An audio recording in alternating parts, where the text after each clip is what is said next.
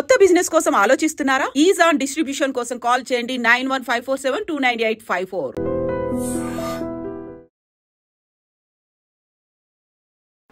Welcome to I dream. నా పేరు Lumbini. Financial ఇండిపెండెన్స్తో పాటు ఫైనాన్షియల్ అవేర్నెస్ కూడా పెరుగుతుంది కంపారిటివ్లీ కదా. సో ఫైనాన్షియల్ ఇండిపెండెన్స్ అంటే మనకు తెలుసు, మరి అవేర్నెస్ ఏంటి అంటే మనకు ఎక్కడ ఇన్వెస్ట్ చేయాలి, ఎప్పుడు ఇన్వెస్ట్ చేయాలి, ఇలాంటి బేసిక్ డౌట్స్ మీకు ఉంటాయి, నాకు ఉంటాయి కదా. సో ఇవన్నీ క్లారిఫై చేయడానికి మనతో పాటు amphi registered mutual fund distributor ఉన్నారనమాట, పిఎస్ చంద్రశేఖర్ సార్. ఆయనతో మాట్లాడి ఇంకా డీటెయిల్స్ అన్ని క్లియర్గా తెలుసుకుందాం. Hello sir, have you? Hi అండి, హవ్ యూ? ఐఎమ్ ఫైన్ అండి. సార్, అయితే లంసమ్ అమౌంట్ ఉంది, దాన్ని ఫిక్స్డ్ ఇన్కమ్ లాగా ఎలా ప్లాన్ చేసుకోవాలి మనం? లుంబిని గారు, ఇది మోడర్న్ వరల్డ్ యాక్చువల్గా, రైట్? అందరూ మ్యూచువల్ ఫండ్స్, ఇన్వెస్ట్మెంట్స్, స్టాక్స్ గురించి మాట్లాడుతుంటే మనం ఫిక్స్డ్ ఇన్కమ్ కావాలి ప్రతి ఒక్కరికి. కానీ అది ఓల్డ్ వేస్ ఆఫ్ ఇన్వెస్ట్మెంటా లేకపోతే కొత్త మోడర్న్ వేస్ ఆఫ్ ఇన్వెస్ట్మెంట్ అనేది మాట్లాడదాం మేడం ఇవాళ మనం.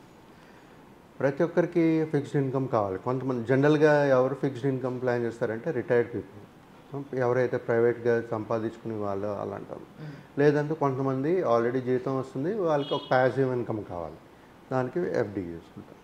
దీంట్లో ఏంటంటే మేడం, 2 టైప్స్ ఆఫ్ ఇన్వెస్ట్మెంట్స్ ఉంటాయి. ఒకటి ఏంటంటే రిస్క్ లేకుండా ఒక ఫిక్స్డ్ ఇన్కమ్, రిస్క్ తీసుకుంటాను ఫిక్స్డ్ ఇన్కమ్, రైట్? సో జనరల్గా రిస్క్ తీసుకోకుండా ఒక ఫిక్స్డ్ ఇన్కమ్ కావాల్సిన స్ట్రాటజీస్ ఏంటంటే ఎక్కడెక్కడ పెట్టచ్చు అని మాట్లాడుకుంటే, నేను మ్యూచువల్ ఫండ్ డిస్ట్రిబ్యూటర్ని కాబట్టి నేను మ్యూచువల్ గురించి లాస్ట్లో మాట్లాడతాను. ఇంకెక్కడెక్కడ చేయొచ్చు అనేది మనం మాట్లాడదాం. మీరు డిసైడ్ చేసుకోండి, యాజ్ ఎన్ ఇన్వెస్టర్ కానీ మీరు డిసైడ్ చేయండి. అంటే మీ రిస్క్ అప్టైట్ బట్టి, దీన్ని బట్టి మీరు ఎక్కడ పెట్టాలో ఏంటనేది డిసైడ్ చేసుకోండి. మమ్మల్ని అడిగితే మేము చెప్తాం ఎలా చేయాలి, ఎలా ప్లాన్ చేయాలని. అంటే ఫస్ట్ ఫిక్స్డ్ ఇన్కమ్ కావాలనేటప్పుడు ప్రతి ఒక్కరు చేసేది ఏంటంటే ఎఫ్డి. బ్యాంక్ వెళ్తారు, ఎఫ్డి వేసేస్తారు, రైట్? అక్కడ మనకి depending on the age and tenure మనకి రిటర్న్స్ అనేది ఫిక్స్ చేస్తారు. 5.5 6 6.5 7. This will be the interest rate returns. అది ఎఫ్డీస్ అండి. ఇలాంటి ప్లాన్స్ మన పోస్ట్ ఆఫీస్లో కూడా ఉంటుంది. Post office monthly income schemes అని పెట్టారు. సో ఏదైనా ఒక లంసమ్ అమౌంట్ పార్క్ చేసి వాళ్ళు ఇచ్చే రేట్ ఆఫ్ ఇంట్రెస్ట్ కూడా ఇలాగే దగ్గర ఇలాగే ఉంటుంది. మంత్లీ ఇన్కమ్ అనేది తీసుకోవచ్చు. తర్వాత కొంతమంది ఏం చేస్తారంటే లంసమ్ అమౌంట్లు ఉండేటప్పుడు ఆల్రెడీ ఒక ఇల్లు ఉంది, ఇంకో ప్రాపర్టీస్ కొని అది రెంటల్కి ఇచ్చి ఒక మంత్లీ ఇన్కమ్ అనేది జనరేట్ చేసుకుంటారు. అది కాకుండా కొంతమంది ఏం చేస్తారు, డబ్బులు లెండింగ్ చేస్తూ వడ్డీకి తిప్పుతూ ఉంటారు, రైట్? సో ఇప్పుడు అది అంటే అన్అథరైజ్డ్ అయితే లీగలైజేషన్ లేదు. ఇప్పుడు మంచిగా రిజిస్టర్ చేసుకుని అన్నీ చేసుకుంటే చేసుకోవచ్చు. సో ఆ విధంగా కూడా ప్రతి ఒక్క ఫిక్స్డ్ ఇన్కమ్ అనేది జనరేట్ అవుతుంటుంది. ఇక్కడ మెయిన్ ఏంటంటే మేడం, కొంతమంది ఉంటారు అంటే నా క్యాపిటల్ అమౌంట్ నేను లాస్ అవ్వకూడదు, నాకు ఎంత వచ్చినా చాలు అంటే సేఫ్ ఇన్వెస్ట్మెంట్స్. ఇది కాకుండా ఇంకోటి చెప్తాను madam, one more type of investments.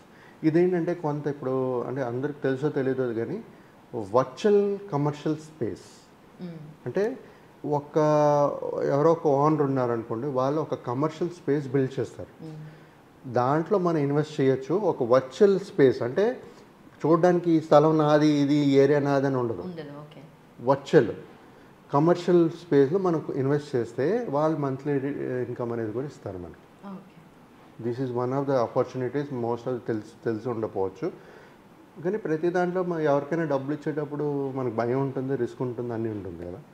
So అందుకని ఈ ఎఫ్డీలు, పోస్ట్ ఆఫీసులు ఇవన్నీ సెలెక్ట్ చేసుకుంటారు. క్యాపిటల్ సేఫ్, నేను సేఫ్ అని అనుకుని పెట్టేస్తుంటారు.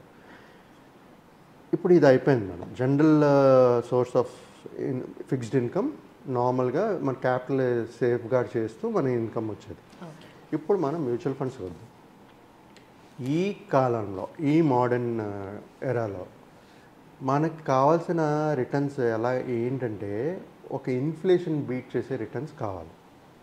ఇన్ఫ్లేషన్ బీట్ చేయకపోతే మనకు వచ్చే 6%, 6.5%, 5.5% ఈ ఎఫ్డీలో కానీ పోస్ట్ ఆఫీస్లో కానీ దేంట్లో అయినా సరే రిటర్న్స్ వచ్చినప్పుడు ఇన్ఫ్లేషన్ కూడా బీట్ చేయలేకపోతే మన ఫ్యూచర్ చాలా కష్టంగా ఉంటుంది. మన వెల్త్ క్రియేట్ చేయలేకపోతే ఖర్చులు పెరిగిపోతుంటుంది, మన డబ్బులు 6% పెరుగుతుంటుంది, మన ఇన్ఫ్లేషన్ అదే 7-8% పెరుగుతుంటుంది. ఎలా ఖర్చు పెట్టగలుగుతాం మనం? సరిపోదు మన డబ్బులు. సో ఇప్పుడు ఎవరైనా ఒక ఫిక్స్డ్ ఇన్కమ్ మ్యూచువల్ ఫండ్స్ నుంచి ప్లాన్ చేసుకోవాలనుకున్నప్పుడు వాళ్ళ దగ్గర లంసమ్మే ఉందనుకోండి. ఎందుకంటే ఇంతవరకు లంసమే మాట్లాడుతున్నాం కాబట్టి లంసమ్ గురించే మాట్లాడతాను నేను. లంసమ్ అమౌంట్ ఉంది. అదే లంసమ్ అమౌంట్ని మనం మ్యూచువల్ ఫండ్స్లో ఇన్వెస్ట్ చేసుకుంటూ ఒక 12-15% రిటర్న్స్ అనేది జనరేట్ చేయగలుగుతాం. ట్రాక్ హిస్టరీ చూసుకుంటే 12-15% రిటర్న్స్ అనేది వస్తుంది. ఇప్పుడు ఇంపార్టెంట్ ఏంటంటే ఎలాంటి ప్లాన్లో మనం ఇన్వెస్ట్ చేయాలి, ఎక్కడ పెట్టాలి అనేది ఇంపార్టెంట్, చాలా ఇంపార్టెంట్. దీంట్లో రెండు కేటగిరీస్ చెప్తాను. నేను ప్రతి ఇండివిజువల్గా ఏఎంసీ పేర్లు చెప్పను, కానీ ఏ కేటగిరీలో పెట్టాలి. ఫస్ట్ థింగ్ ఏమో హైబ్రిడ్ ఈక్విటీస్, రెండోది బ్యాలెన్స్ అడ్వాంటేజ్ ఫండ్. ఈ రెండిట్లో పెట్టుకుని మీరు ప్రతి నెల ఒక ఇన్కమ్ అనేది జనరేట్ చేసుకోవచ్చు. దాన్ని we call it as SWP, అంటే సిస్టమాటిక్ విత్డ్రావల్ ప్లాన్. దీంట్లో ఏం జరుగుతుంటుందంటే ఒక హైబ్రిడ్ కానీ బ్యాఫ్లో కానీ ఇన్వెస్ట్ చేసినప్పుడు ఈక్విటీ ప్లాన్స్ కాబట్టి 12-15% రిటర్న్ జనరేట్ చేస్తుంది అనుకుందాం అండి. 12% జనరేట్ చేస్తుంది అనుకుందాం. దాంట్లో మనకు వచ్చిన 12%లో 6% ఆఫ్ యువర్ ఇన్వెస్ట్మెంట్ మనం తీసుకుంటుంటాం. SWP, systematic withdrawal plan.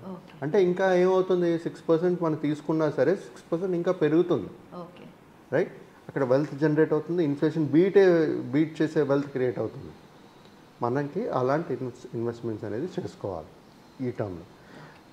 లేదు నాకు చాలా ఆస్తులు ఉన్నాయి, డబ్బులు కాకుండా నాకు చాలా ఆస్తులు కూడా ఉన్నాయి, అదర్ సోర్స్ ఆఫ్ ఇన్కమ్ కూడా ఉన్నాయి, నేను రిస్క్ తీసుకోనంటే ప్లాన్ ఇప్పుడు బ్యాంక్లో పెట్టుకున్నా ఎక్కడ పెట్టినా మీకు ఇప్పుడు ఒకవేళ బ్యాంక్ ఏదైనా ప్రాబ్లం వచ్చింది అనుకోండి, 5 lakh వరకు ఇన్సూరెన్స్, మీకు 10 లక్షలు ఉన్నా మీకు 5 లక్షలు వస్తాయి.